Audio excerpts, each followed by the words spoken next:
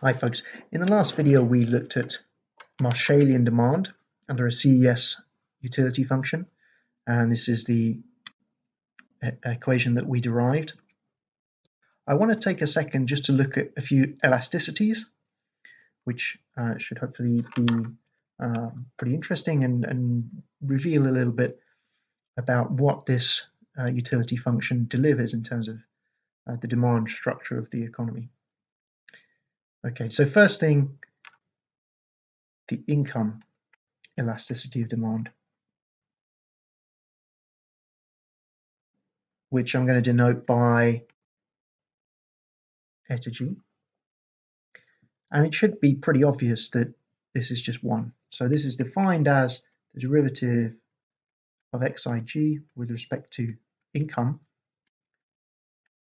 times income divided by demand, which is, because it's an elasticity. The quick way to calculate this in this case is just take the log and differentiate, and of course that's equal to 1. You should convince yourself that doing it the long way around, the complicated way if you like, gives you the same answer. Now I want to look at the price elasticity of demand. So in the previous, a couple of videos ago, we looked at the elasticity of substitution, which is the elasticity of relative demand with respect to relative prices. But now we have a function for absolute demand, so let's just calculate the elasticity there. So that is just equal to the derivative of xig with respect to pg times pg over xig. Unfortunately, there's no quick and easy way to calculate this, so we're going to have to do it the long way around. So let's start with the derivative over here, and we can use the quotient rule to find the derivative with respect to pg. So remember, on the denominator we're going to have the square of the denominator, and in the numerator we're going to differentiate first with respect to the numerator. So I'm going to get minus sigma times alpha g times pg minus sigma minus 1 times the denominator. I'll put the yi in there as well. That's the denominator, minus the numerator, alpha g times pg minus sigma times yi, times the derivative of the denominator with respect to pg, which in this case is just 1 minus sigma times alpha g pg to the minus sigma. Okay, so we can simplify this.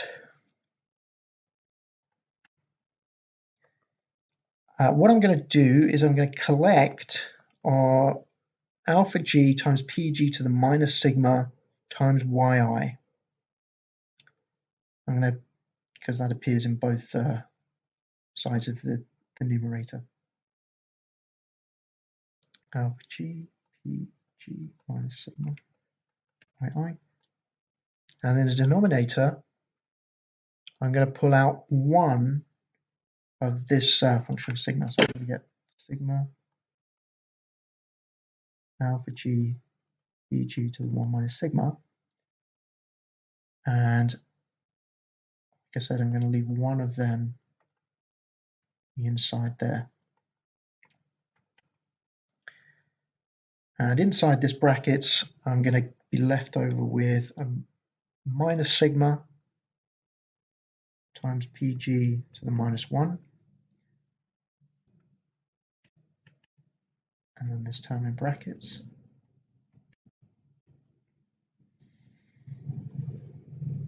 And then on the right, I'm just left with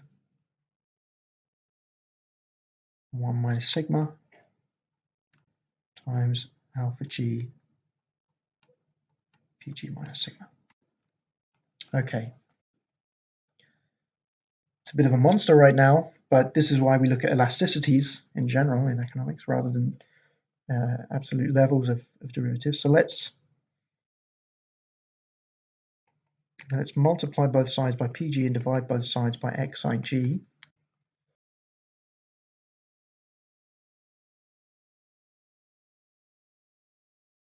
So I have the PG there.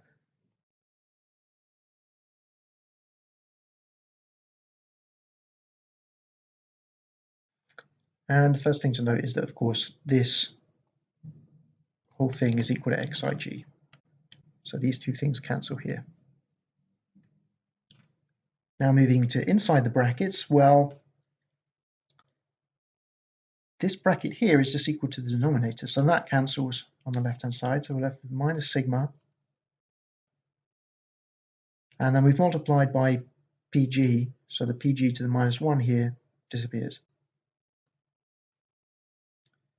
On the right-hand side of inside the brackets, we still have the denominator here, so I'm going to draw that back in. And then we now have 1 minus sigma alpha g times PG to the 1 minus sigma, because remember, I'm multiplying, and I'm now taking this PG inside the brackets.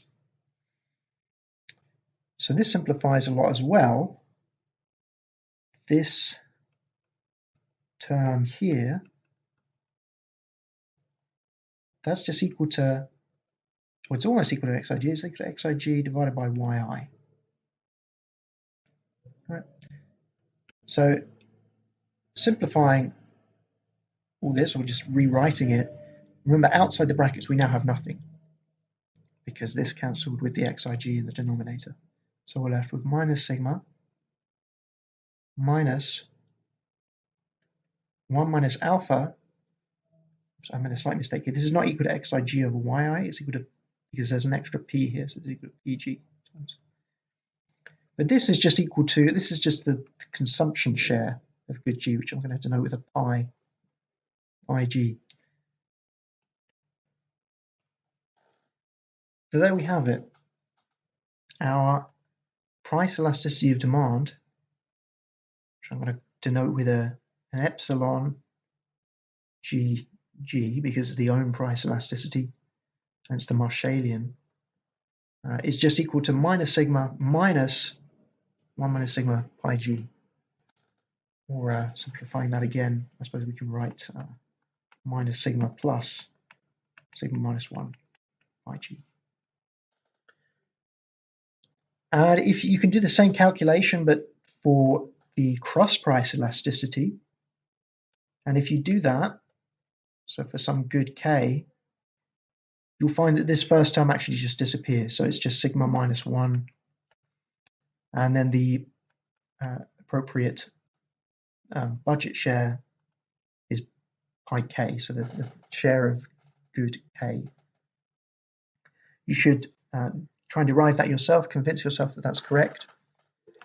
And in the next video, I'm going to look at deriving a Hicksian demand, and I'm going to show you the relationship between these elasticities of demand, the Marshallian elasticities of demand, and the relationship between those and the Hicksian elasticities of demand, which, if you recall, is called the Slutsky equation. So I'm going to look at that in the next video.